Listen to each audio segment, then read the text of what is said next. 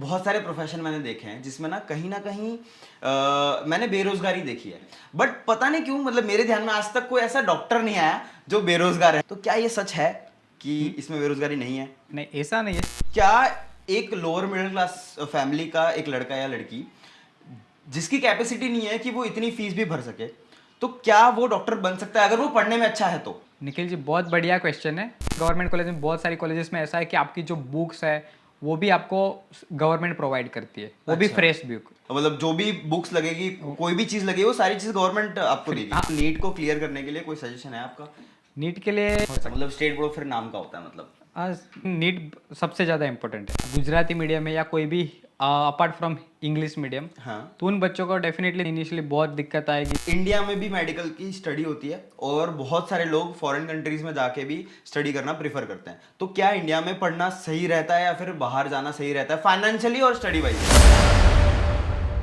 केम छो बता, मैं हूं Nikhil Adarshi. Welcome to my channel on time with Nikhil. आज हमारे साथ है डॉक्टर पार्थ मोदी।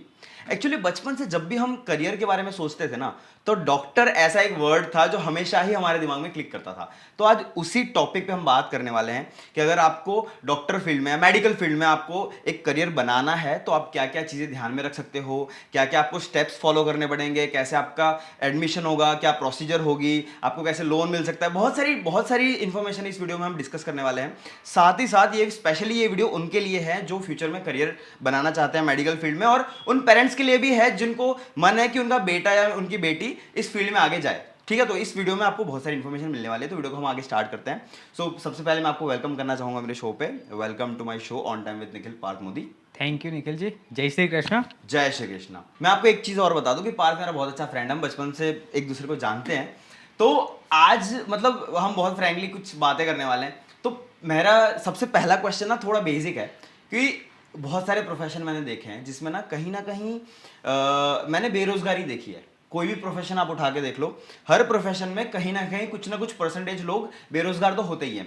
बट पता नहीं क्यों, मतलब मेरे ध्यान में आज तक कोई ऐसा डॉक्टर नहीं आया जो बेरोजगार है, या फिर मतलब मेडिकल फील्ड में या फिर डॉक्टर की फील्ड में मैंने आज तक कभी किसी भी डॉक्टर को बेरोजगार देखा नहीं है। तो क्या ये सच है कि इसमें बेरोजगारी नहीं है? नहीं, ऐसा नहीं है। सब जगह पे बेरोजगारी तो है। अभी आप देखने जाओ तो सब जगह पे कंपटीशन भी बहुत बढ़ गई है, सभी फील्ड में, सुपर स्पेशलिटी में ज़्यादा है। तो और वैसे भी कि लोग भी बहुत नॉलेजेबल हो गए कि इंटरनेट पे सर्च करके आते हैं कि मेरी ये ट्रीटमेंट करनी है तो कौन से डॉक्टर के पास जाना चाहिए। Okay. तो उससे भी बहुत ज़्यादा फ़र्क पड़ता है। तो उससे बेरोजगारी तो डॉक्टर के पास भी है। डॉक्टर के जो जैसे कि हॉस्पिटल चलाते हैं, क्लिनिक्स चलाते हैं, तो उनके भी रनिंग कॉस्ट बहुत होते हैं। कि जैसे कि हॉस्पिटल मैनेजमेंट, हॉस्पिटल्स का पूरा एम्यूनिटीज़ सब कुछ चेक करना होता है, उसके लिए उनका खर्च भी बहुत ज़्यादा होता है।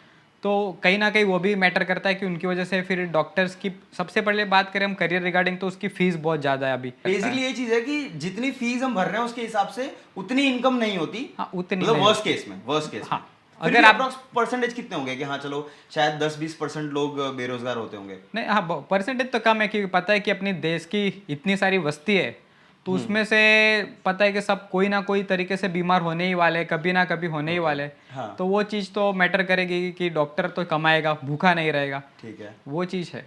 तो जैसे अभी आपने मेरे को फीस की बात करी, यस। तो मैं ये जानना चाहता हूँ कि क्या एक लोअर मिडिल क्लास फैमिली का एक लड़का या लड़की जिसकी कैपेसिटी नहीं है कि वो इतनी फीस भी भर सके, तो क्या वो डॉक्टर बन सकता है अगर वो पढ़ने में अच्छा है तो? क्या वो डॉक्टर बन सकता है क्योंकि फीस इतनी हाई है?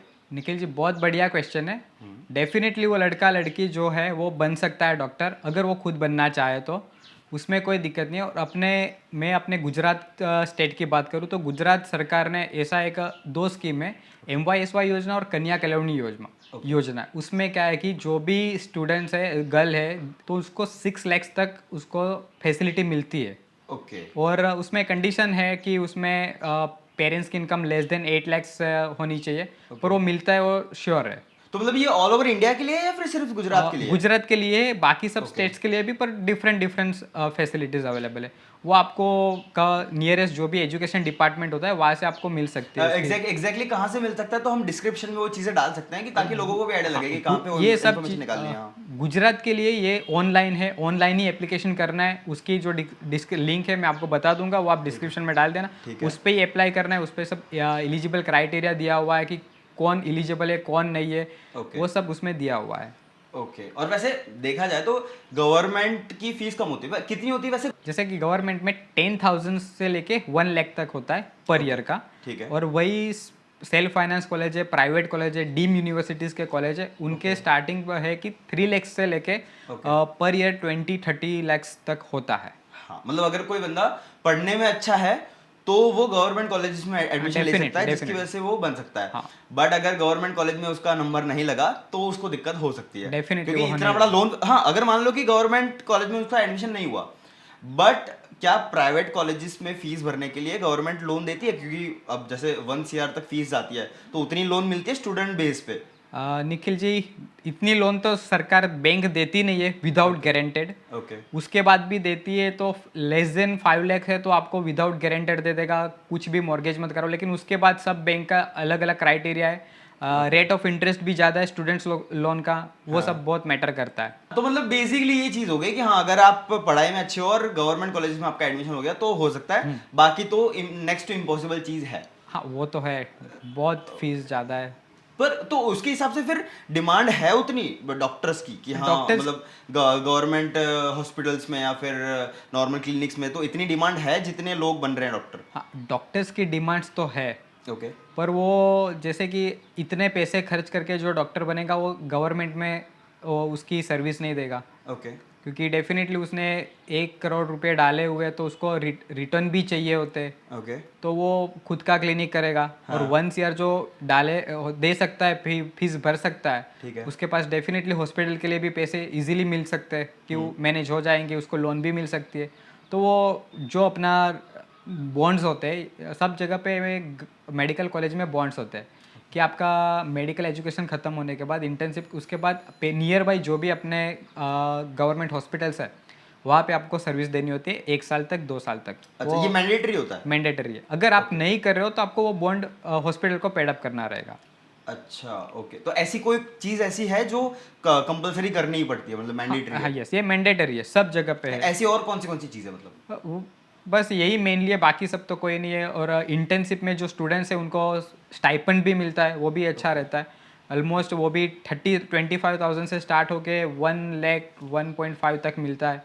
जैसे एम्स जैसी बड़ी कॉलेज में तो कोई खर्चा भी नहीं है, स्टाइपेंड भी बहुत अच्छा है। एक और चीज, जैसे मैं तेरे क्लिनिक पे आया था, अब तुम्हारे क्लिनिक पे ना बहुत सारे इक्विपमेंट्स मैंने देखे जो हैवी हैवी थे, कि लग रहे थे कि हाँ चलो महंगे ही होंगे। तो तुम्हें क्या लोन मिली थी फिर उस टाइम पे, या फिर खुद से ही करी थी सारी चीजें? मैंने तो खुद से करी थी, धीरे धीरे किया था। पहले एक मशीन लिया, फिर दूसरा लिया, फिर तीसरा लिया, ऐसे मैंने धीरे धीरे ली थी। पर लोन डिफ़िकल्ट तो है डॉक्टर्स के लिए, कि जैसे कि अभी मैंने बिफोर 2-3 ईयर्स मैंने लिया था एक एक्सरे मशीन लिया था, जो 3D CT स्कैन मशीन बोलते हैं मुंह का। ठीक है। उसमें ऐसा है कि उसके लिए लोन लेना था जो 35 lakhs 40 lakhs का लोन था। तो बैंक जल्दी विदाउट गारंटेड दे नहीं रहा था। बैंक वालों को बोल है कि आपका मशीन की जब हम रीसेल करते तो उसकी कोई वैल्यू नहीं होती, तो इजीली नहीं देते विदाउट मॉर्गेज। 5 लाख तक 7 लाख तक वो दे देते इजीली, बाकी नहीं दे रहे बैंक लोन भी। जो बोलते हैं कि ले लो पर नहीं मिलता है। अच्छा, ओके। ठीक है, चलो ये तो हो गई फीस की बात, ये हो गई लोन की बात। बट साथ ही साथ मैं ये जानना चाहता हूँ, जैसे गवर्नमेंट की फीस तुमने बताई कि 10,000 तक होती है, मतलब मिनिमम मैक्सिमम कुछ भी हो सकती है, बट हाँ चलो 10,000 तक में भी हो सकती है। तो क्या फिर गवर्नमेंट कॉलेज में और हिडन चार्जेस होते हैं? क्योंकि जैसे मैंने इंजीनियरिंग में बहुत देखे हैं कि हाँ गवर्नमेंट की फीस तुम्हें बता दी कि भाई 1,500 रुपये फीस है, बट जब आप एडमिशन लोगे ना तो 1,000 चीज़ों के खर्चे और आ जाते हैं। तो वैसे क्या इसमें भी होता है? नहीं, अपने गवर्नमेंट मेडिकल कॉलेजेस में ऐसा हिडन चार्ज कुछ मैक्सिमम नहीं है। Okay. बस बहुत मिनिमम है कि जैसे कि लाइब्रेरी चार्ज, और वो बाकी कोई हिडन चार्जेस नहीं है। Okay. और फैसिलिटी तो उसमें गवर्नमेंट कॉलेज में, बहुत सारी कॉलेजेस में ऐसा है कि आपकी जो बुक्स है वो भी आपको गवर्नमेंट प्रोवाइड करती है, वो भी अच्छा। Fresh book. ओके, मतलब सारे, मतलब जो भी बुक्स लगेगी, कोई भी चीज़ लगेगी, वो सारी चीज़ गवर्नमेंट आपको देगी? हाँ, वो उसमें भी क्राइटेरिया है कि जो मतलब SC ST SCBC जैसे कि कैटेगरी कास्ट है, उन पे सब क्राइटेरिया के अकॉर्डिंग मिलता है। ओके। उनका जो तो इसमें मतलब कास्ट सिस्टम है कि मतलब ओपन वालों को नहीं मिलेगी और SC ST को मिलेगी, ऐसा कुछ है? हाँ वो मतलब है, आप इनकम डिपेंड करती है कि कितनी है, उसके ऊपर है पूरा। पर वो गवर्नमेंट का जो रूल्स है उस पे ही होता है वो सब। तो अगर मान लो कोई ओपन कैटेगरी का है बट उसकी फैमिली की इनकम बहुत लो है, तो क्या उनको मिलेगी? हाँ, गवर्नमेंट कॉलेजेस में अगर वो अप्रूव्ड है गवर्नमेंट के पास से कि उसमें फीस मिलती है, बुक्स मिलते हैं, तो डेफिनेटली उसको भी मिलेगी। ओके, और ठीक ये है। रूल्स अब बहुत बार चेंज भी होते रहते हैं गवर्नमेंट के, कि क्या देना है क्या नहीं देना है, वो सब हर बार चेंज होता है। आई थिंक मुझे लग रहा है ना कि शायद हम बहुत आगे पीछे जा रहे हैं। एक बार सीक्वेंस में ही चलते हैं, स्टार्टिंग से ही चलते हैं। चलो ठीक है, हम 10th और 12th से बात करते हैं कि 10th और 12th में आप मेडिकल आप फील्ड लोगे, तो आप बायोलॉजी लोगे और वहां से आप मेडिकल फील्ड में आगे जा सकते हो। तो उसके बाद क्या प्रोसीजर होती है? 12th में मेडिकल लेने के बाद क्या प्रोसीजर होती है? 12th में आपको साइंस स्ट्रीम है वो क्लियर करना ज़रूरी है। ठीक है। उसके बाद आपको नीट एग्ज़ाम, एंट्रेंस एग्ज़ाम है वो कंपलसरी क्रैक करनी होती है। ओके उसमें 50% क्वालिफाई होता है और कैटेगरी वाइज अलग होते हैं। ओके। और उसके बाद आप मेडिकल में तो एडमिशन एडमिशन लेने के लिए नीट ज्यादा इंपॉर्टेंट है या स्टेट बोर्ड ज्यादा इंपॉर्टेंट है? देखा जाए तो दोनों इंपॉर्टेंट, लेकिन नीट सबसे ज़्यादा इंपॉर्टेंट है। अगर आप 90% के साथ स्टेट बोर्ड पास किया हुआ है, 12th स्ट्रीम पास किया हुआ है, तो अगर नीट में आप क्वालिफाई नहीं हो तो आप मेडिकल और डेंटल जैसे जिसमें क्राइटेरिया कंपलसरी है कि नीट कंपलसरी है, हाँ। तो उस फील्ड में आप नहीं जा सकते। फिर या तो फिर आपको नीट रिपीट करनी पड़ती है नेक्स्ट ईयर, पूरा 1 साल का वेट करना पड़ता है। मतलब इन शॉर्ट हम ये कर सकते हैं कि अगर स्टेट बोर्ड में आपके पासिंग मार्क्स भी आ गए और नीट में पर अच्छे मार्क्स आए हैं तो आपका एडमिशन हो सकता है, कोई दिक्कत नहीं होगी। अच्छा, मतलब स्टेट बोर्ड फिर नाम का होता है मतलब? नाम का भी देखते हैं, नीट कैसे चलती है उसके ऊपर ये सब कुछ है।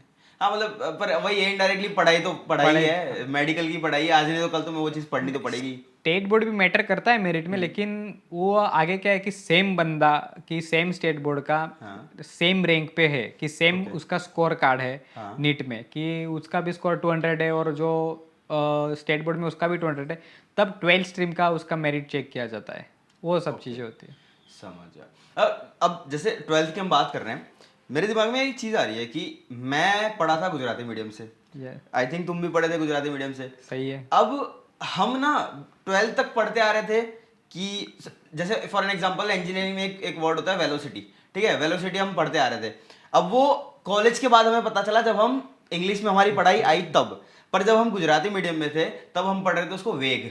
अब 12th तक हम उसको बोल रहे हैं वेग वेग वेग वेग वेग, अचानक से 12th के बाद इंजीनियरिंग में आ रहा है वेलोसिटी। अब हमें समझ में नहीं आ रहा कि वेलोसिटी है क्या, क्योंकि बचपन से हम वेग पढ़ते आ रहे हैं। तो क्या ये डिफिकल्टीज आती है तुम्हें भी? आती आई थी मतलब तुम्हें भी? जो गुजराती मीडियम है या कोई भी अपार्ट फ्रॉम इंग्लिश मीडियम, तो उन बच्चों को डेफिनेटली 3-4 महीने इनिशियली बहुत दिक्कत आएगी, जो इंग्लिश वर्ड को समझने में क्या है। बच्चों का सब आता होगा लेकिन वो उसका वर्ड का मीनिंग क्या है वो नहीं पता, वो आंसर नहीं कर पाएगा। तो उसके लिए डेफिनेटली 3 to 4 मंथ्स ज़्यादा है। और आफ्टर 6 मंथ सबके साथ आप इक्विवेलेंट हो जाओगे, जो इंग्लिश मीडियम बच्चा है उसके साथ भी आप कॉम्पिटिशन में आ जाओगे। तो क्या ऐसा होता है कि हाँ अगर आपको मेडिकल फील्ड में आगे जाना है तो स्टेट बोर्ड से ज़्यादा आपको इंग्लिश मीडियम प्रीफर करना चाहिए, ऐसा कुछ है? नहीं, जरूरी नहीं है। ओके। हाँ, बाकी मैंने भी गुजराती मीडियम से देखा काम जाए तो किया। अगर पढ़ाई पूरी इंग्लिश में ही है तो फिर वैसे तो है आई थिंक। कोई जरूरी नहीं है, मतलब आप कर सकते हो, वो आप पे है। आगे की स्ट्रगल कैसा करना है, हार्ड वर्क कैसा करना है, वो आप पे है। Okay okay okay okay okay, ठीक है। चलो तो मतलब मान लो कि हमने 12th में नीट भी क्लियर कर लिया। हाँ, नीट पे आता है। चलो फिर अगर आपने नीट की बात करी है तो नीट को क्लियर करने के लिए कोई सजेशन है आपका? नीट के लिए बेस्ट एडवाइस उसमें ऐसा है कि मैं बोल करना चाहूँगा मैक्सिमम अटेम्प्ट करो।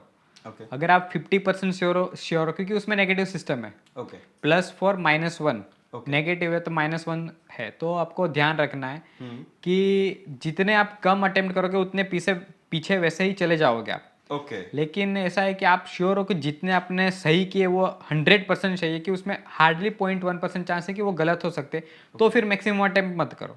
ओके। तो फिर आप अगर आपको लग रहा है कि 50% से ज़्यादा ऐसी चीज़ है कि जिसमें आपको नहीं आ रहा है, Surety तो नहीं है। श्योरिटी नहीं है, तो आप थोड़ा रिस्क लेके काम कर सकते हो। नहीं तो सीधा 50% तो पीछे चले ही जाने वाले हो। मतलब भगवान भरोसे मत दो। अगर कोई क्वेश्चन ऐसा है कि आपको अगर आंसर नहीं पता है तो भगवान भरोसे टिक करके मत आओ, क्योंकि वही है नेगेटिव मार्किंग है। हाँ, पर वो आपको अगर 50% से कम नहीं आ रहा हो तो ओके। अगर आप 50% से कम है तो फिर 50% पेपर छोड़ नहीं सकते। बेटर है कि आप नेक्स्ट 25-30% रिस्क लेके काम करो। रफली आइडिया तो आ ही जाएगी। आप 50 बहुत सारी उसमें 2 से 3 राउंड के तरह एग्जाम देनी होती है, कि पहले राउंड में जो आते वो कर दो, सेकेंड राउंड टाइम के अकॉर्डिंग आप सेटल कर दो कि किसमें कितना टाइम देना है। ओके। और कहीं ना कहीं मैंने देखा है कि मेडिकल फील्ड में ना पढ़ाई बहुत ज़्यादा है। मतलब on an average her medical student को मैं कम से कम 12-13 घंटे तो पढ़ते मैं देखता हूँ। तो कैसा है कि हाँ इतनी पढ़ाई करनी पड़ती है? पढ़ाई तो करनी पड़ती है, जरूरी है वो, सब्जेक्ट्स भी बहुत सारे होते हैं। जैसे कि आपने जैसे बोला कि इंग्लिश मीडियम वाले बंदे को थोड़ा वो इजीली वो कम पड़ेगा तो भी उसको पता चल जाएगा। गुजराती मीडियम है जो दूसरे मीडियम्स वाले हाँ उनको थोड़ा डिफिकल्ट रहेगा, उनको टाइम देना पड़ेगा हाँ। कि उसके साथ सेट होने में, बाकी हो जाएगा। वैसे मैंने बुक्स भी देखी है, मेडिकल की बुक्स देखी थी, 1500 पन्नों की बुक होती थी। क्या इतनी तुम एक जन्म में पढ़ लेते हो मतलब? वो पढ़नी पड़ती है अच्छा। पूरी बॉडी की, पूरे वो याद रहती है? रखनी पड़ती है, रात याद रहती नहीं पर वो रखनी पड़ती है, वो तो पढ़नी पड़ती है। इससे फिर मुझे एक चीज समझ में आ रही है कि अगर आपको मेडिकल फील्ड में जाना है तो कम से कम 12-14 घंटे पढ़ने की प्रिपरेशन आपकी होनी चाहिए। हाँ वो 10-12 घंटे में हो जाता है, कोई दिक्कत नहीं है। ओके ठीक है, चलो ये तो हो गई पढ़ाई की बात, हमने नीट क्लियर कर ली। नीट क्लियर करने के बाद अब हम आते हैं कॉलेज में। हाँ, एडमिशन का प्रोसीजर कैसे होगा? हाँ 12th के बाद आपको है कि नीट एग्ज़ाम दे दो, उसके बाद आप डॉक्यूमेंट भी बहुत ज़रूरी है कि आप सभी मार्कशीट्स है, लिविंग सर्टिफिकेट, कास्ट सर्टिफिकेट जिनको लगता है जो भी कैटेगरी में आते हैं, फिर कास्ट सर्टिफिकेट के रिगार्डिंग भी बहुत सारे दूसरे डॉक्यूमेंट्स होते हैं जो गवर्नमेंट में, उसकी लिस्ट आपको वेबसाइट पे मिली जाएगी। कोई भी आप स्टेट बोर्ड में हो तो उसकी एडमिशन काउंसलिंग प्रोसीजर जो भी है उनकी वेबसाइट से आपको मिल जाएगी। तो डॉक्यूमेंट्स जो करवाने होते हैं बाहर की गवर्नमेंट ऑफिस से वो आप करवा के रखो तो बेटर रहेगा। जैसे कि इनकम सर्टिफिकेट आपको दोनों चाहिए होता है, जैसे कि आप इनकम टैक्स भरते हो उसका भी चाहिए होता है, और जो स्टेट बोर्ड का भी होता है इनकम सर्टिफिकेट वो भी चाहिए होता है। और मेनली वो भी एक मांगते हैं कि बहुत सारी जगह पे जो मैंने इशू फेस किया था, मेरे पास सर्टिफिकेट गुजराती में थे और वो इंग्लिश लैंग्वेज में भी मांगते हैं कभी कभी। ओके। वो तो मतलब हो सके तो दोनों लैंग्वेज में आपका कास्ट सर्टिफिकेट या फिर बर्थ सर्टिफिकेट जैसे होता है कि आप लोकल लैंग्वेज में होता है, हाँ। तो उसको इंग्लिश में भी कन्वर्ट करके डुप्लीकेट निकाल के रखो तो आपको बेटर है। ओके, मतलब ये ये पहले से इश्यू, हाँ निकाल ये दो। छोटे इश्यूज हो सकते हैं, तो उसमें बड़ा भी दिक्कत आ सकती है कि आपकी सीट नहीं भी मिले, उसकी वजह से आपका वेरिफिकेशन ना हो तो भी दिक्कत आ सकती है। हाँ, क्योंकि एंड टाइम पे निकलवाने जाओ उसमें टाइम लग टाइम जाएगा लगता तो है, आपका एडमिशन का टाइम चला हाँ सकता है। वो सब है। और वही है कि जब कभी भी आप काउंसलिंग में हो जा रहे हो एडमिशन के लिए, तो हो सके उतने जल्दी ख़त्म कर लो, तो कोई भी इश्यूज आते हैं तो आप रिजोल्व कर पाओगे। कि ऐसा नहीं कि चलो कि मैं एंड मोमेंट पे जाके डॉक्यूमेंट वेरीफाई करा दूंगा तो मेरा काम हो गया, तो वो रिस्क रह सकता है आपके लिए। फिर वो काउंसलिंग रुकता नहीं आपके लिए कि आपको सेकेंड चांस नहीं देता है। ठीक है।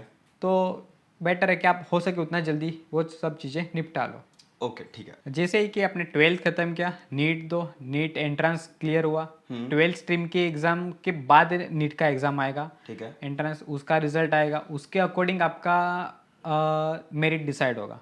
ठीक है। उसके बाद आपके पास दो ऑप्शन है कि आप जिस 11-12 जो भी स्टेट से किया हुआ है वहाँ पे लोकल आप स्टेट का फॉर्म भरना है एडमिशन के लिए। ओके। उसके बाद ऑल इंडिया का भी भरना होता है। ठीक है। और दोनों में फॉर्म भरने के लिए फॉर्म फीस भी है 44 to 8,000। ऑल इंडिया में बस थोड़ी फीस ज़्यादा है, उसमें डिपॉजिट भी भरनी होती है। गवर्नमेंट कोटा में आपको अप्लाई करना है तो उसकी डिपॉजिट 40 to 60,000 है। अगर आपको मैनेजमेंट प्राइवेट कॉलेजेस में जाना है तो उसकी 2 to 3 lakhs डिपॉजिट है। वो डिपॉजिट पहले फॉर्म के साथ भरना होता है आपको। ओके ठीक है, तो चलो ये हमने फॉर्म भर दिया। फॉर्म भरने के बाद आगे स्टेप क्या होता है? फिर वही कि सेकंड मॉक राउंड करते हैं, first round, second round, reshuffle round, वो सब राउंड्स चलते हैं काउंसलिंग का। राउंड के बारे में हम बेसिक बेसिक चीजें जान सकते हैं कि हाँ मतलब क्या क्या चीजें होती है उसके अंदर? राउंड में तो सबसे पहले वो ध्यान रखना है कि आप जो राउंड पहले राउंड ले रहे हो उसमें वही कॉलेज डाल दो कि जो आप थर्ड राउंड तक आप ले सकते हो, क्योंकि ये बहुत कॉम्प्लिकेटेड है और बहुत सारे बच्चे इसमें कन्फ्यूजन होते हैं कि सब समझो सपोज आपने राउंड 1 में फॉर्म भरा हुआ है, आपने यहाँ की बीजे मेडिकल कॉलेज है उसमें डाला हुआ है, ठीक है, और आप सेकेंड राउंड में वही सीट आपको नहीं मिल रही है कि आपका मेरिट है 500 मेरिट है, मेरा 700 मेरिट है। ओके। अगर आपको पहले राउंड में मिला बीजे मेडिकल लेकिन आपने वो छोड़ दिया कि आप नहीं ले रहे हो, हाँ। और उसके बाद वो मुझे सीट अलॉट होगी लेकिन आपको नहीं होगी, क्योंकि आपको एक बार मिलती है, अगर आपने वो चीज़ छोड़ दी तो आपको वो चीज़ वापस ऑफर नहीं होगी। ओके। तो जो मतलब आपका कॉलेज सिलेक्शन बहुत मैटर करता है, उसके लिए बहुत टाइम देना पड़ता है,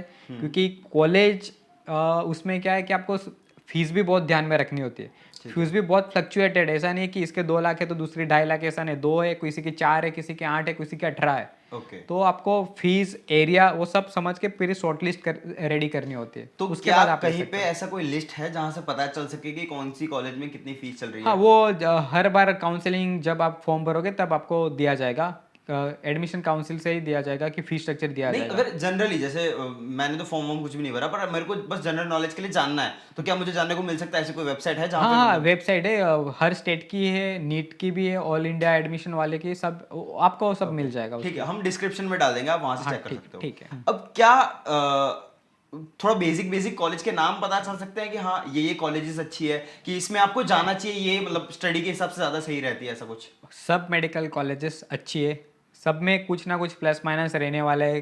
वो चीज़ें तो बच्चों को जो है वो ध्यान में रखनी होती है कि उसके साथ सेट होना है। हाँ। बाकी सब कॉलेजेस अच्छी है, ऐसा कोई नहीं है कि ये कॉलेज अच्छी है अच्छी नहीं है, अच्छा, सब जगह ओके। पे अच्छा है। क्योंकि इंजीनियरिंग में ऐसा होता है कि मैं हाँ पर्सनल वो भी इंजीनियरिंग करी है है, कि तो कुछ कुछ कॉलेजेस कैसे होते हैं पता है, जिसमें अभी प्रोफेसर तक नहीं होते। हाँ मतलब बहुत सारे ऐसी कॉलेज है जिसमें 4-4 5-5 सब्जेक्ट के प्रोफेसर तक नहीं होते, ऐसी कॉलेजेस भी पढ़ी है उसमें। नहीं नहीं, हमारे मेडिकल लाइन में कि सब प्रोफेसर्स है, सब फैकल्टी सब अच्छी है, ओके। अच्छे पढ़ाते हैं, वो सब अच्छा है। ओके। जैसे कि सब बच्चों पेरेंट्स को होता है कि उसका बेटा गवर्नमेंट सीट्स में मिले, क्योंकि फीस बहुत मैटर करती है सब लोगों को, और कम नहीं है मेडिकल फीस। आप देखा जाओ गवर्नमेंट फीस है 10 to 20,000 30,000 पर ईयर। यही चीज़ आप देखा जाओ कि सेल्फ फाइनेंस कॉलेज लो, प्राइवेट कॉलेजेस लो, उसमें 2 लाख से लेके आपकी फीस है 30 लाख पर ईयर तक की है, per year? Per year. Okay. तो ये सब चीज़ें मैटर करती है, तो इसीलिए सब पेरेंट्स भी सोचते हैं कि बच्चे को गवर्नमेंट सीट्स मिले। तो उसमें, और वैसे मेडिकल कॉलेज सभी अच्छे हैं, सब जगह पे सब एफर्ट डालते हैं, क्योंकि मेडिकल काउंसिल ऑफ इंडिया बहुत स्ट्रिक्ट है। उनके बेसिक क्राइटेरिया है कि मेडिकल कॉलेज आप खोल रहे हो तो ये सब चीज़ें चाहिए, वो सब फुलफिल होते तभी परमिशन भी मिलती है मेडिकल कॉलेज को। ओके। तो अब जैसे आपकी प्रेफरेंस पहले रहनी चाहिए गवर्नमेंट कॉलेज? हाँ, सब मेरी नहीं, सब लोग वही करेंगे, क्योंकि डेफिनेटली आपको फीस स्ट्रक्चर ही आप देख सकते हो कि कितना है, तो सब लोग पहली प्रेफरेंस गवर्नमेंट ही रखेंगे। उसके लिए ठीक उन है। बच्चे को मेरिट में बहुत आगे आना पड़ेगा। ओके, मतलब मैं ये कहना चाह रहा हूँ कि हाँ चलो, पहले प्रेफरेंस हम हमेशा गवर्नमेंट कॉलेज रखेंगे, बट जो प्राइवेट कॉलेजेस हैं उसमें आपने बताया कि 2 लाख से लेके 30 लाख तक कॉलेज की फीस होती है, बट इसके अलावा कोई और खर्चे होते हैं जो प्राइवेट कॉलेजेस में होता है? क्योंकि ये तो बेसिक फीस हो गई। सब जगह पे होने वाले प्राइवेट कॉलेजेस में देखा जाएगा तो जो फीस होती है वो सिर्फ ट्यूशन फीस लेते हैं, मतलब Okay. जो कॉलेज हमको एडमिशन देते, वहाँ के फैकल्टी हमको पढ़ाते, उसकी फीस जो होती है वो ऑन बोर्ड होती है। Okay. उसके अलावा आपके देखा जाए हॉस्पिटैलिटी है, कि फिर लाइब्रेरी चार्ज है, हॉस्टल फीस है, बुक्स के चार्जेस है, Okay. और समझो कि कोई आपने कौन सी फील्ड ली, उसमें मटेरियल यूज़ करना पड़ता है, ओके। वो सब चीज़ लानी पड़ती है। बहुत सारी कॉलेजेस देती है, बहुत सारी कॉलेजेस नहीं भी देती है, वो सब चीज़ें होती है, तो उसके चार्जेस सब अलग रहते हैं। ये फीस में सिर्फ आपको जो एडमिशन मिला और आपको पढ़ाते हैं वही चार्ज होता है, उसके अलावा कुछ भी चीज़ चाहिए उसका चार्ज अलग होता है। ओके। और वैसे गवर्नमेंट हॉस्टल की फीस कितनी होती है वैसे? वो भी बहुत कम है, 10,000 पर ईयर, उसमें भी अच्छा, अच्छा उसमें भी है। इतनी है? हाँ, वो बहुत कम है। और वहीं पे प्राइवेट कॉलेजेस प्राइवेट की ऑलमोस्ट देखा जाए 60 to 1 lakh 1.5 lakh per year hostel fees अभी चल रहा है पर ईयर? रिसेंटली, इतना सारा है। Okay okay okay. उसमें भी जैसे कि लग्जरियस आपको चाहिए, बच्चे को एसी चाहिए, नॉन एसी चाहिए, 2 रूम शेयरिंग, 4 रूम शेयरिंग, उसके अकॉर्डिंग फीस डिवाइड होती है। ओके ओके ओके, चलो ठीक है, ये फी स्ट्रक्चर तो आई थिंक डिटेल में समझ में आ गया। फीस भर ली, फिर बस आपका अभी कॉलेज चालू होगा, उसके बाद फर्स्ट दिन अपना इंट्रो रहता है कॉलेज में, फिर बच्चे को भी बताते हैं एंटी रैगिंग कमेटी एक होती है, हाँ। और कॉलेज बच्चे को इन्फॉर्म करते हैं कि ये सब चीज़ें हो तो हमको कमेटी को इन्फॉर्म करो, वो सब चीज़ें रहती है। मतलब आगे अच्छा है, बहुत है, पहले जैसा नहीं है अभी। अच्छा, रैगिंग हमारे कमेटी, इंजीनियरिंग में तो बहुत रैगिंग होती है, तो क्या मेडिकल फील्ड में भी इतनी है रैगिंग? रैगिंग है, थोड़ी बहुत तो होती है। अच्छा। वो अंदर अंदर होती है, वो कुछ इतना मेजर नहीं होती, मेजर होती है तो सब एक्शन लिए जाते हैं उन बच्चों के खिलाफ जो रैगिंग करते हैं। मतलब इतना स्ट्रिक्ट है उसमें? स्ट्रिक्ट है। कि इंजीनियरिंग में नहीं है, हमारे में नहीं था। नहीं, मेडिकल मतलब में हमारे में चलती थी, अंदर अंदर सबको पता था कि चलती है, बट मैं सच बताऊं कि मैं इसको सपोर्ट कभी भी नहीं करता, बट अगर आपके साथ ऐसी कोई चीज भी है ना, तो उस चीज का इतना स्ट्रेस नहीं लेना चाहिए। मैं आपको ये चीज सजेस्ट करूंगा, जिस चीज को आप जितना बढ़ाओ बनाओगे ना, उतनी ही वो चीज बड़ी बनती जाएगी, तो कभी भी इस चीज का टेंशन नहीं लेना चाहिए। ये लाइफ का पार्ट है, मतलब आज नहीं तो कल आपकी लाइफ भी बहुत रैगिंग लेनी ही वाली है। वो तो है, लाइफ तो लेगी ही लेगी, लेकिन ये रैगिंग तो होती ही है वैसे देखा जाए तो। अभी कमिटी है, फिर भी वो हॉस्टल्स में होती है, जैसे कि कॉलेज कैंपस में, नहीं तो कॉलेज के बाहर, वो सब तो होता ही रहता है। पर बहुत सारे बच्चे इतने डिप्रेशन में भी होते हैं कि सपोज उनको ऐसा होता है कि आप सपोज आपको कि मुझे वही कॉलेज में एडमिशन लेना था, मेरा फ्रेंड वही कॉलेज में गया, मुझे भी उधर लेना था, अनफॉर्चुनेटली आपको मेरिट में नहीं सेट होता, आपकी कॉलेज उसकी कॉलेज सेपरेट होता है, इनिशियली वो सब प्रेशर में होते हैं बच्चे, उसकी वजह से वो, और ये रैगिंग होता है तो और टेंशन में आ जाते हैं। ओके, हाँ बहुत सारे आपने सुने भी हो कि लोग सुसाइड करते हैं, हाँ, एग्जैक्टली माय पॉइंट, वो सब एग्जैक्टली माय चीजें, पॉइंट, मतलब हाँ रैगिंग थोड़ा बहुत होता है, लेकिन वो बच्चे उसको कैसे हैंडल करते, कैसे हाँ, लेते, वो भी बहुत डिपेंड करता है। ट्रू ट्रू ट्रू ट्रू वो है कि उस बच्चे को पहले से पेरेंट्स को भी समझाना चाहिए कि ये सब चीज़ें तो उसको माइंड पे नहीं लेना है। हाँ। बहुत ज़्यादा परेशान करे तो आपकी कमिटी है, आपका फैकल्टी है, हॉस्टल में रहो, हॉस्टल में वार्डन है, उनको बताओ। थोड़ा स्ट्रांग बनना पड़ेगा। हाँ, तो बच्चे को थोड़ा प्रिपेयर करके भेजे तो वो आराम से सर्वाइव कर पाए। ठीक है, ओके, ये कॉलेज की बात हो गई। कॉलेज में फाइनल ईयर में जैसे आपका एमबीबीएस खत्म हो गया कि अब अगर आपने एमबीबीएस लिया हो, डेंटल लिया हो, फार्मेसी लिया हो, कोई भी फील्ड लिया हो, आपका बेसिक चीज वहां पे खत्म होती है। फिर मैंने ये सुना है कि भाई इस फील्ड में ना आप जितना पढ़ते जाओगे, मतलब लोग बुढ़े हो जाते हैं तब तक पढ़ाई खत्म नहीं होती मेडिकल फील्ड में, मैंने ये सुना है। तो क्या ये सच है कि हाँ इतनी पढ़ाई होती है? आप चाहो उतनी पढ़ाई कर सकते हो उसमें, अच्छा। कि नए इनोवेशन आपको लाना है तो आप खुद आप अलग से रिसर्च कर सकते हो। ओके, एक रिसर्च करके आर्टिकल पब्लिश करो। पहले पहले मुझे स्टेप्स बताओ कि जैसे पहले अंडर ग्रेजुएट हो गया, फिर पोस्ट ग्रेजुएट हो गया, क्या क्या क्या स्टेप्स क्या होते हैं? अभी आपको वो अंडर ग्रेजुएशन एमबीबीएस है, ठीक है, वो इंटर्नशिप के बाद आपको एक नीट, वापस नीट आएगी उसमें। Okay, NEET PG entrance exam बोलते हैं, उसमें सेम सिनारियो कि आपको क्वालिफाई होना है। आपने एमबीबीएस तो पास कर लिया, लेकिन जो भी रिजल्ट आएगा वो नीट पे डिपेंड करेगा। नीट क्वालिफाई हो गए तो अब आप आके मेडिकल पोस्ट ग्रेजुएशन कोर्स में एडमिशन ले पाओगे। ओके। कि आपको डेंटल में भी सेम होता है? डेंटल में भी ऑलमोस्ट, हाँ डेंटल में भी सेम है कि आपको उसमें फिर अलग अलग ब्रांचेस होती है कि आपको कौन सा आपकी स्पेशलिटी किस में जाना है, आपको कौन सी फील्ड पसंद है। ओके, जैसे गायनेक है, स्किन है, न्यूरो वाले, हाँ, किडनी वाले, वो सब आपको डिसाइड करना है कि आपको कौन सी ब्रांच में जाना है। ओके, और उसका मेरिट भी सब ब्रांच का अलग अलग होता है। वो सब उसके बाद आप 3 साल और वो एमडी करो, 3 साल मास्टर्स करो, उसमें भी बहुत स्ट्रगल है, उसमें भी बहुत 24/7 इमरजेंसी सब कुछ रहता है उसमें भी। ठीक है, चलो ये तो बेसिक बात हो गई। बट अब मेरा ना थोड़ा कंफ्यूजन है। जैसे मैं 7th 8th स्टैंडर्ड में था ना, तब जब मैंने पहली बार सिविल इंजीनियर सुना था, ठीक है, अब मैं था एक छोटे से गांव में, आहवा में, हम साथ में ही थे, ठीक है, अब वहां पे होते थे सिविल हॉस्पिटल। तो मुझे उस टाइम पे 7th 8th में लगता था सिविल इंजीनियर मतलब कि वो सिविल हॉस्पिटल का कोई इंजीनियर होगा। तो मुझे उस टाइम पे नहीं पता था कि सिविल इंजीनियर मतलब कंस्ट्रक्शन करते हैं, ये सारी चीजें करते हैं। तो बहुत सारे ना मतलब दिमाग में कॉम्प्लिकेटेड चीजें हो जाती है कि हाँ शायद इसका ऐसा होगा, इसका ऐसा होगा। तो मैं थोड़ा क्लियरिफिकेशन चाहता हूँ मेडिकल फील्ड में कि 12th में साइंस लेने के बाद, मेडिकल फील्ड में आगे जाने के बाद क्या क्या फील्ड होती है, जो बेसिकली ऊपर ऊपर से आप थोड़ा बहुत बता सको, ताकि लोगों को भी आइडिया लगे कि हाँ इतनी फील्ड होती है और अगर आपको इसमें इंटरेस्ट है तो आप इसमें जाओगे तो ज्यादा सही रहेगा। ये बहुत लोगों के कंफ्यूजन होते हैं कि स्टार्टिंग में उनको बेसिक आइडिया नहीं होता कि एग्जैक्टली क्या आगे चीजें होने वाली है। एग्जैक्टली। तो मुझे थोड़ा बहुत बेसिक चीजें बताओ। हाँ, अभी सबसे पहले तो आपको 12th एग्ज़ाम क्लियर की, जो स्टेट बोर्ड की है। ठीक है, उसके बाद आपको नीट कंपलसरी है अगर आपको मेडिकल फील्ड में जाना है। नीट में आप क्वालिफाइड हो गए तब भी आप मेडिकल में एडमिशन ले सकते हो। और मेडिकल में सबसे पहले देखा जाए तो मेडिकल फील्ड है मतलब एमबीबीएस, सेकंड पे आता है बीडीएस डेंटल जो बोलते हैं। ठीक है, उसके बाद है आयुर्वेदिक, होम्योपैथिक, फिर बीएससी नर्सिंग, नर्सिंग, फिर लैब टेक्नीशियन कोर्स, वो सब चीज़ें होती है मेनली। ओके, मतलब स्टार्टिंग में प्राइमरी ये चीज होती है, फिर अंदर फिर और डिवीजन होते हैं। हाँ, वो उसके बाद जो आप ग्रेजुएशन खत्म करो फिर वो स्पेशलिटी और सुपर स्पेशलिटी उसके अकॉर्डिंग होता है। तो अब सबसे पहले हम मेडिकल एमबीबीएस डॉक्टर्स की बात करके वर्क करते हैं। अभी जो एमबीबीएस डॉक्टर है उसके वो खुद जनरल प्रैक्टिस कर सकता है कि मतलब उसके पास जो भी पेशेंट आए नॉर्मल रेगुलर, जो वायरल इन्फेक्शन वाले, जो डे केयर वाले, तो उनका वो अच्छी तरह से वो कवर कर पाएगा। जुकाम टाइप, हाँ, ठीक है, उसके टाइप से वो टैकल कर लेते हैं। ठीक है, और उसके बाद सुपर स्पेशलिटी होती है। एमबीबीएस के बाद सुपर स्पेशलिटी, उसमें तो बहुत सारी ब्रांचेस है, जैसे कि आपने सुना होगा गायनेक है, ऑर्थोपेडिक है, neuro physician, neuro surgeon, general surgeon है, फिर पीडियाट्रिशियन है, वो सब साइकेट्रिक है, सब बहुत आगे बहुत बड़ी ब्रांच है ये।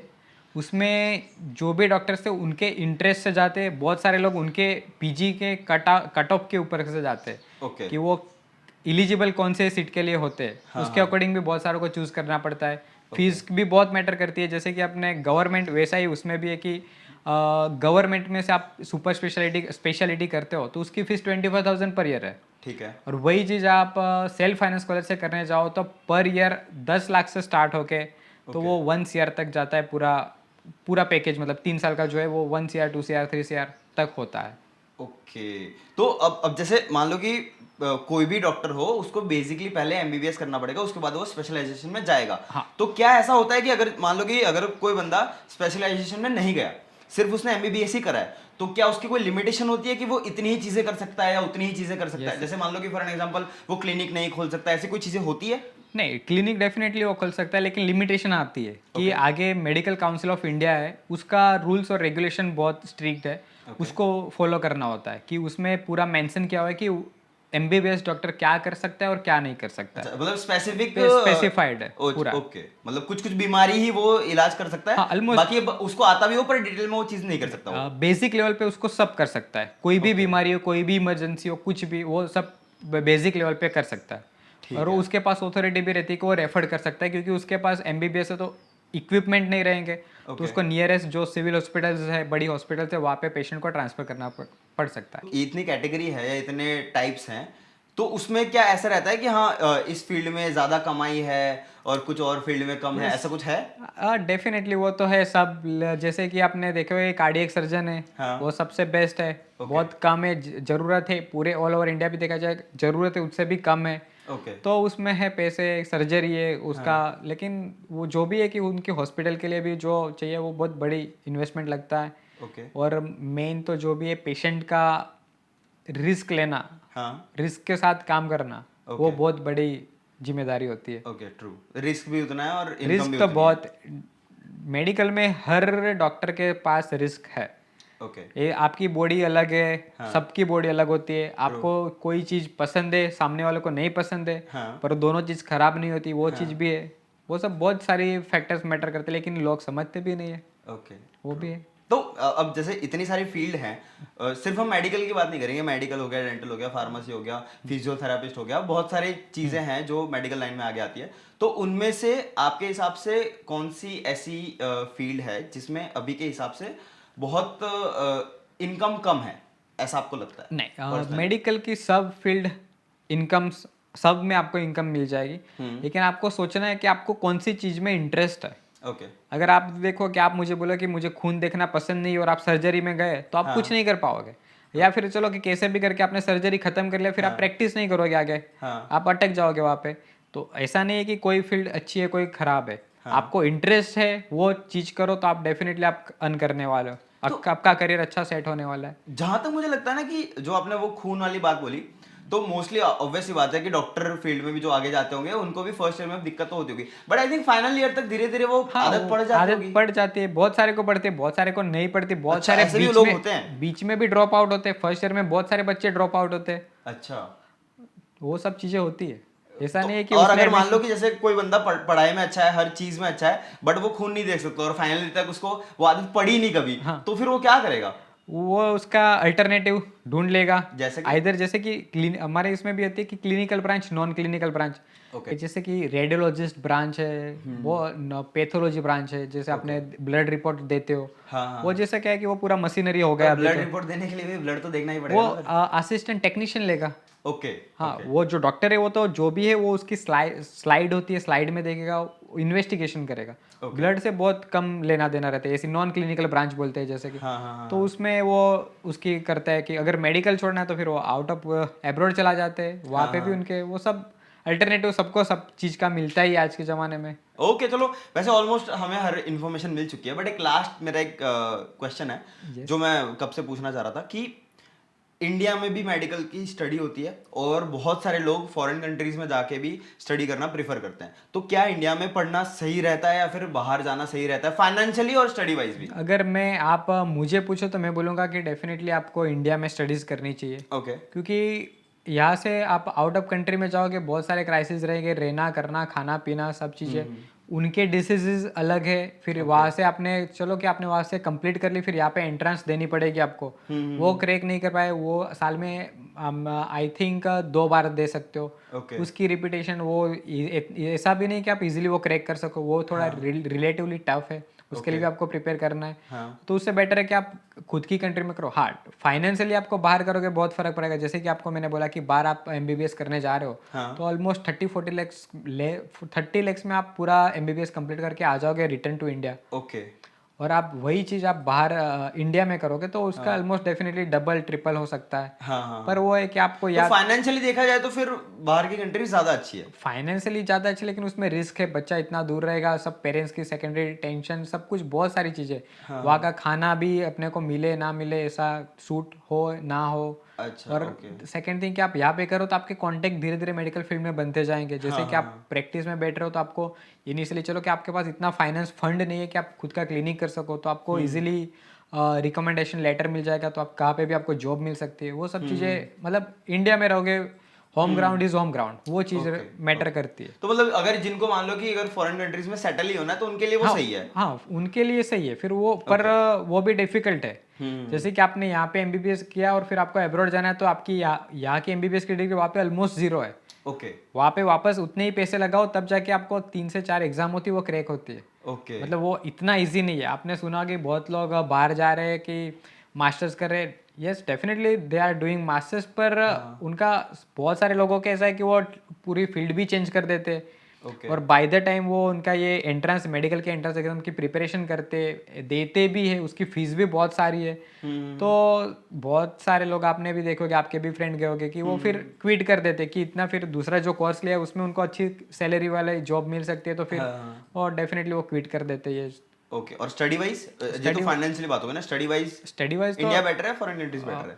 दोनों अच्छे हैं। हम्म। पर अभी जैसे देखा जाए कि बहुत सारी चीज़ें, पॉपुलेशन भी मैटर करती है, यहाँ की पॉपुलेशन क्या है, वहाँ की क्या है।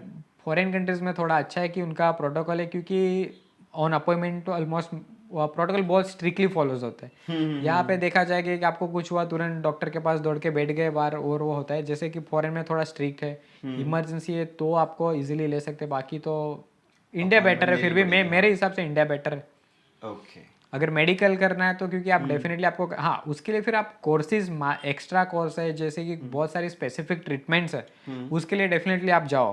पर जो मेनली बेसिक आपको अंडर ग्रेजुएशन पोस्ट ग्रेजुएशन करना है वो यहाँ पे कर लो, फिर वहाँ पे जाके वो आप एक्स्ट्रा कोर्स करके आपकी स्किल को बढ़ा सकते हो, आप प्रैक्टिस में यूज़ कर सकते हो। ओके और इनकम के डिफरेंस क्या रहते हैं इंडिया में? ऑन एन एवरेज कितनी इनकम होती है और फॉरेन कंट्रीज में कितनी होती है? बहुत फॉरेन कंट्रीज मेडिकोज के लिए इनकम बहुत बेस्ट है। ओके वो समझो कि यहाँ पे साल में कमाते हो, वहाँ पे वो 1 महीने में कमा लेगा उतना अच्छा मतलब ऑलमोस्ट 10x जितनी है फिर? आराम से। इतना फर्क है। पर उतना स्ट्रगल उसको फॉरेन कंट्रीज में जा रहा है अब्रॉड, तो उसको स्टार्टिंग में 10 से 15 साल ऐसे देने पड़ेंगे हार्ड वर्क के लिए। जैसे मतलब 5 से 10 साल तो देने पड़ेंगे जब तक ओके क्रैक नहीं कर सकता। अगर उसने वहाँ पे क्रैक कर दिया तो फिर उसकी लाइफस्टाइल बहुत बेटर है ओके कि यहाँ पे 1 साल में कमा रहा है, वो वहाँ से 1 महीने में कमा सकता है। जितना भागेगा उतना है फिर। ओके तो हमारा एक डॉक्टर बनने तक का सफर पूरा हो चुका है। अब डॉक्टर बनने के बाद आते हैं हम कमाई पे, कि आप अर्न कैसे कैसे कर सकते हो, कि क्या क्या जॉब्स होती है, क्या खुद के क्लिनिक खोलने इंपॉर्टेंट होते हैं कि नहीं होते, तो उसके बारे में हम डिस्कस करते हैं। तो सबसे पहले जॉब पे ही आते हैं कि क्या नेसेसरी होता है। जैसे कि आपने बोला कि अंडर ग्रेजुएट खत्म करने के बाद आपको बॉन्ड्स क्लियर करने पड़ते हैं, बॉन्ड्स का कुछ टाइम के लिए आपको वो चीजें करनी पड़ती है। तो वैसे ही आपने वो चीज कर ली, तो उसका यूज क्या होता है, मतलब कि वो कंपलसरी क्यों है? मतलब कंपलसरी इसलिए कि कोई गवर्नमेंट में कोई डॉक्टर्स रह नहीं रहा है लॉन्ग टाइम के लिए, तो गवर्नमेंट में भी डॉक्टर्स की ज़रूरत है। तो सब डॉक्टर्स ख़त्म करके खुद का प्राइवेट करते हैं या फिर माइग्रेट होते हैं कहाँ ना कहाँ। ठीक है। तो उसकी वजह से गवर्नमेंट में डॉक्टर्स की कमी होती है, तो उसके लिए वो कंपलसरी करते हैं कि डॉक्टर्स रहे वहाँ पे गवर्नमेंट में। इसलिए कंपलसरी गवर्नमेंट कोई भी हॉस्पिटल में उनको काम करना रहता है। और उससे ऐसा नहीं, उनको सैलरी मिलती है, तो जो गवर्नमेंट के हिसाब से जो सैलरी है वो सब सैलरी उनको मिलता है। ओके तो जॉब में क्या क्या मतलब कैटेगरीज हैं, कि जैसे मुझे ध्यान में आ रहा है कि आप हमारी जब बात हुई थी आपने बोला था कि लेक्चरर आप बन सकते हो, आप गवर्नमेंट हॉस्पिटल में जॉब कर सकते हो, प्राइवेट हॉस्पिटल में जॉब कर सकते हो, तो वैसे किस किस टाइप की जॉब होती है? वही जैसे आपने बोला सही है कि आप कॉलेज है, मेडिकल कॉलेज है, वहाँ पे आप लेक्चरर तरीके से भी काम कर सकते हो। ओके तो उसके साथ आप कॉरपोरेट में विजिटिंग फैकल्टी विजिटिंग डॉक्टर्स के हिसाब से भी काम कर सकते हो। ओके ऑन कॉल हो सकता है कि आपका जब पेशेंट हो तभी आप जाओ, तभी उसी टाइम आपको डॉक्टर हॉस्पिटल है वो आपको पे करेगा। ओके फिर फुल टाइम होता है, पार्ट टाइम होता है, नाइट होता है, वो बहुत सारे ऐसे अलग अलग चीज़ें होती है। ओके तो ये जो जॉब की बात हुई तो उसमें मतलब सैलरी का क्राइटेरिया क्या होता है, मतलब स्टार्टिंग सैलरी क्या होती है और मैक्सिमम कितने तक जाती है?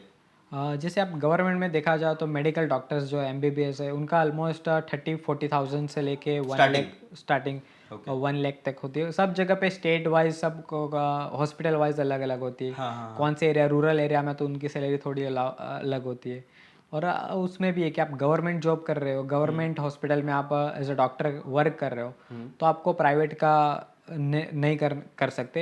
एक रूल्स रेगुलेशन अच्छा, सब ये होते रूल हैं। है कि अगर गवर्नमेंट में आप जॉब कर रहे हो तो आप प्राइवेट खुद का क्लिनिक नहीं खोल सकते? नहीं, हाँ, उसमें बहुत सारी जगह पे एक्सेप्टेंस भी है कि आपको मिलता है, ऑप्शन मिलता है कि आप पहले बता दो कि आप प्राइवेट प्रैक्टिस करने वाले हो तो आप कर सकते हो। उसमें होता है कि नो प्रैक्टिस बोनस जो है वो भी एड ऑन मिलता है डॉक्टर्स को, वो ओके सब चीज़ें होती है। ओके। तो और जो आपने लेक्चरर का बोला था उसमें सैलरी क्या क्या होती है? उसमें भी सैलरी तो होती है कि ऑलमोस्ट 30,000 से लेके 1 लाख 1.5 2 लैक्स वहाँ तक होती है। 2.5 तक होती है ओके, तो क्या लेक्चरर है में। इसमें ऐसा होता है कि हाँ, अगर मान लो कि आपने 4-5 साल तक एज अ लेक्चरर आपने काम करा, हाँ, उसके बाद अगर आप वापस अब खुद का क्लिनिक खोलना चाहो तो खोल सकते हो फिर? हाँ, आप कभी भी खोल क्लिनिक आप कभी भी खोल सकते हो, ओके।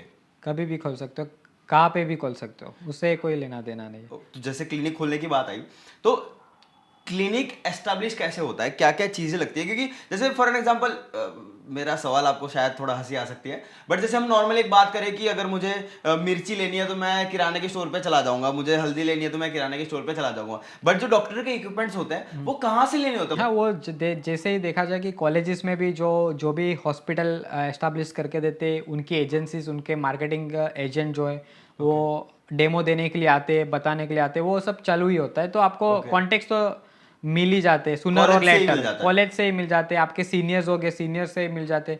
ओके मेडिकल में सीनियर्स जूनियर्स के रिलेशन भी बहुत मैटर करते हैं, उनके होते ओके हैं उनसे, क्योंकि जूनियर से भी बहुत बार बहुत सारी चीज़ें सीख सकते हो, सीनियर से बहुत सारी सीखने मिलती है ओके। उनके एक्सपीरियंस से। जूनियर्स में जो नई चीज़ें इनोवेटिव होती है वो सीखने मिलते हैं। मतलब वो जैसे आपके इंजीनियरिंग में शायद ऐसा नहीं है, लेकिन हमारे में उसमें है कि पूरा सीनियर जूनियर भी बहुत मैटर करता है कि आपके रिलेशन अच्छे हो तो आपको सीखना करना बहुत अच्छा मिलता है, सपोर्ट अच्छा मिल सकता है, बहुत बार उसका एडवांटेज रहेगा आपको। तो ऐसी कोई मतलब एडवाइस देना चाहोगे कि मतलब रूल से हटके, कि ऐसी कोई एडवाइस देना चाहोगे कि हाँ चलो मिनिमम आपको इतने साल तक किसी सीनियर डॉक्टर के साथ प्रैक्टिस थोड़ी बहुत करनी चाहिए, उसके बाद आपको खुद का क्लिनिक यस सोचना चाहिए, यस, ऐसा कुछ? डेफिनेटली कि आपको सीनियर डॉक्टर्स के साथ थोड़ा बहुत काम करो, 6 महीने 3 महीने, तो आपको बेसिक आइडिया आ जाएगी क्लिनिक के लिए क्या ज़रूरी है। क्योंकि क्लिनिक के लिए पूरा इंफ्रास्ट्रक्चर भी बहुत ज़रूरी है, कैसा होना चाहिए, कैसे होना है। वैसे तो गाइडलाइन है कि आपके क्लिनिक के लिए क्या गाइड, वो सब आपको फॉलो करनी होती है, लेकिन समहाउ हम पूरी कर नहीं पाते वो गाइडलाइन। कोई ना कोई दिक्कत आ सकती है, उसमें मेन पावर भी चाहिए होते हैं, सब कुछ। तो वो चीज़ें कि आप सीनियर के साथ काम करो, आपको पता चल जाएगा कौन सी चीज़ें कैसे मैनेज करनी है, नर्सिंग स्टेशन कैसा रखना है, वो स्टेरिलाइजेशन, वो सब बहुत सारी चीज़ें मैटर करती है। वो ओके। उसकी पूरी गाइडलाइन है, उसको फॉलो करते हैं सब, वो तो वो हो जाता है। तो आई थिंक हमें ऑलमोस्ट सारी ही इन्फॉर्मेशन मिल गई है जो बेसिक बेसिक लेवल की यस थी। यस। बट मैं आपको एक चीज़ बताना चाहूँगा कि देखो, रूल्स चेंज होते रहते हैं, कैटेगरीज चेंज होती रहती है, चीज़ें चेंज होती रहती है, तो आप अपडेटेड रहना। ये आज की डेट के हिसाब से हमने सारी चीज़ें आपको बताई है। कल उठ के क्या पता कोई नया लॉ आ जाए, क्या क्या पता कल उठ के कोई नई रिक्वायरमेंट्स आ जाए, तो आप अपडेटेड रहना, ठीक है? तो इसी के साथ ये पॉडकास्ट खत्म करते हैं। आई होप कि आप सबको सारी इन्फॉर्मेशन मिल चुकी होगी। बट हाँ, मैं मानता हूँ कि क्या पता बहुत सारी इन्फॉर्मेशन हमसे मिस हो गई हो, या फिर बहुत सारी चीज़ें हमसे मिस हो गई हो। तो आपके अगर कोई यूनिक क्वेश्चन है तो आप कमेंट सेक्शन में हमें पूछ सकते हैं कि हाँ ये क्वेश्चन हमारा रह गया, या फिर इसका आंसर हमें नहीं मिला। वो भी हम ट्राई करेंगे कमेंट सेक्शन में उनका आंसर देने के लिए, कि हाँ डॉक्टर हमारी हेल्प करेंगे जो भी आंसर देने के लिए। तो आप कमेंट भी कर सकते हो। इसी के साथ ये पॉडकास्ट हम खत्म करते हैं। नेक्स्ट पॉडकास्ट जो है वो बड़ा इंटरेस्टिंग होने वाला है, इसका सेकंड पार्ट है। ये जो हमने बात करी वो स्पेसिफिक करियर रिलेटेड पूरा पॉडकास्ट था, जिसके अंदर हम आपको करियर की सारी इंफॉर्मेशन देने वाले थे। तो जो हमारा सेकंड पॉडकास्ट है उसके अंदर हम डेंटल के रिलेटेड, दांतों के रिलेटेड बहुत सारी इंटरेस्टिंग चीजें डिस्कस करने वाले हैं, कि कैसे आप अपने दांतों को हेल्दी रख सकते हो, घर बैठे बैठे आप क्या क्या चीजें कर सकते हो जिसकी वजह से आपके दांत हेल्दी रहे। क्योंकि जब हमारे डॉक्टर के साथ बात हो रही थी ना, तो उन्होंने मुझे बताया कि 10 में से 3 लोगों को डेंटल ट्रीटमेंट की जरूरत होती है, बट लोग नहीं करवाते हैं। तो इतनी चीजें हैं उसमें, बट आज आप ध्यान नहीं रखोगे तो आगे जाके आपको वो मुंह का कैंसर भी हो सकता है, जैसा कि इन्होंने मुझे बताया था। तो बहुत इंटरेस्टिंग चीजें हम उस पर डिस्कस करने वाले हैं, तो देखना मत भूलना इसका सेकंड पार्ट। मिलते हैं अगले पॉडकास्ट के साथ। Thank you so much for coming on my show thank you. On time with Nikhil. Bye bye. जय श्री कृष्ण। जय श्री कृष्ण। जय श्री कृष्ण।